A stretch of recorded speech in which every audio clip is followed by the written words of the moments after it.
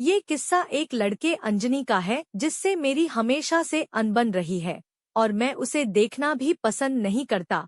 वो लड़का बदमाश किस्म का था, उसका काम ही लड़ाई करना और दूसरों के लिए मुसीबत खड़ी करना था।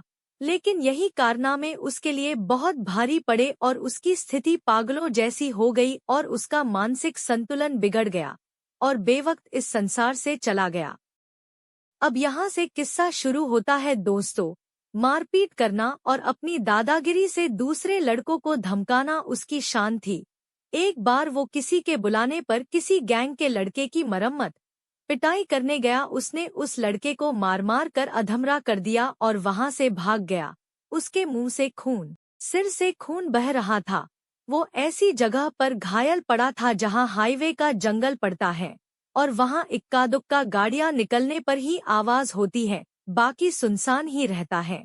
किस्मत से वहां एक भैंसे चराने वाला मवेशी गुजर रहा था, उसने उसको वहां कराहते हुए सुन लिया।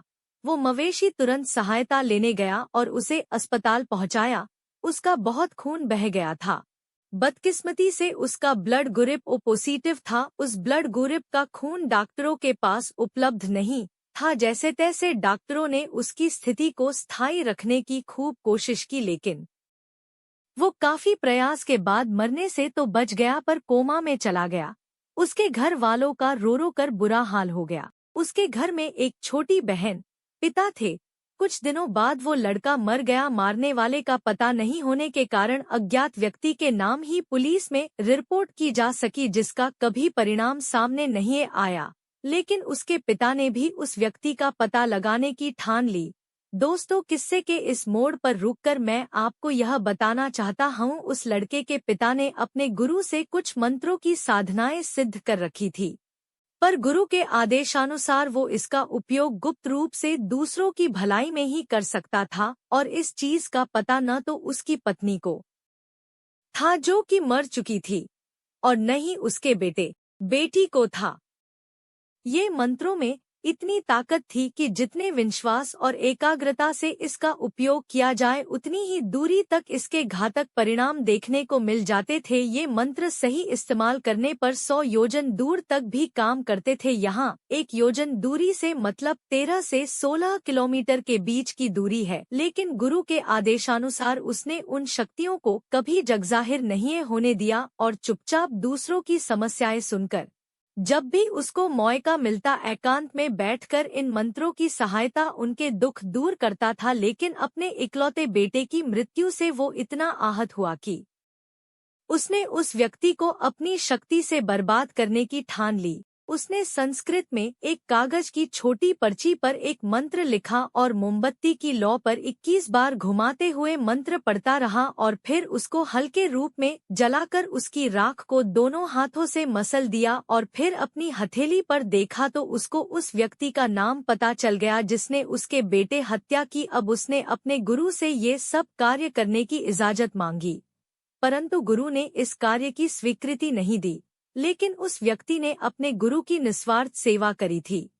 उसके इकलौते पुत्र के अलावा अब उसकी जीवन में कुछ नहीं बचा था और वो उसको दंड देना चाहता था। उसने अपने गुरु से सेवा के बदले कभी कुछ नहीं मांगा, बस यही एक इच्छा जाहिर करी। तब कहीं जाकर उन्होंने इस कार्य की स्वीकृति दी, परंतु उसके गुरु ने साथ में ये भी कहा कि ये शक्तियां मानव कल्याण के लिए है, दुरुपयोग होने पर तुम्हारी मृत्यु भी हो सकती है।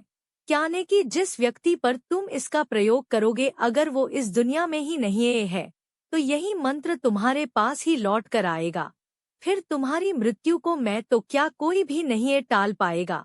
उस व्यक्ति ने गुरु की बात सहर्ष स्वीकार कर लिया और मंत्र का प्रयोग कर दिया।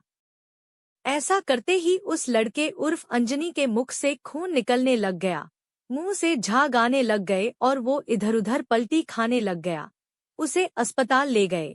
बड़ी मुश्किल से स्थिति पर डॉक्टरों ने उस पर काबू पाया, लेकिन ये तो केवल शुरुआत थी। इस मंत्र को 7 दिनों तक करना होता है। जैसे जैसे मंत्र के दिन बढ़ते हैं वैसे वैसे ही व्यक्ति काल के मुंह जाता रहता है और उसकी मानसिक स्थिति बिगड़ती गई और वो पागल हो गया। कभी वो दूसरों को मारने दौड़ता तो कभी दीवारों से अपना सिर टकराता। और आखिर में मंत्र का 7वां दिन समाप्त होने को आया। तब करीब शाम के समय की ही घटना है, जब इसी तरह पागलों जैसी हरकतें कर रहा था और अपनी माँ की तरफ बढ़ रहा था। तभी वो अचानक से ही अपने आप ही जमीन से 3 इंच ऊपर उठा और दाएं से बाएं तरफ 3 बार गोल घुमा और उसकी गर्दन झटके से बाईं तरफ मुड़ गई। ऐसा लगा जैसे